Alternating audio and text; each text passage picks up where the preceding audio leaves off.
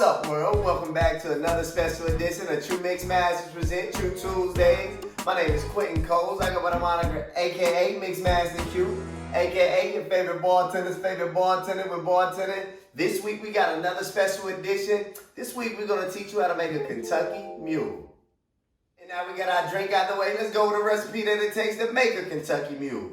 You need bourbon. We're gonna use Woodford Reserve. You need ginger beer, lime juice, and mint leaves. Hey, now we got our drink out of the way. Let's make this bad boy. In our cocktail, we're gonna actually make this over ice. So you need, recipe calls for 2 ounces of bourbon. Now we're gonna follow that up and fill it up with the rest ginger beer.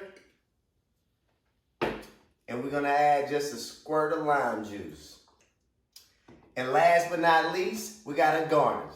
To garnish our cocktail, we're gonna use mint leaves. I like to smack the mint leaves to open up the flavor.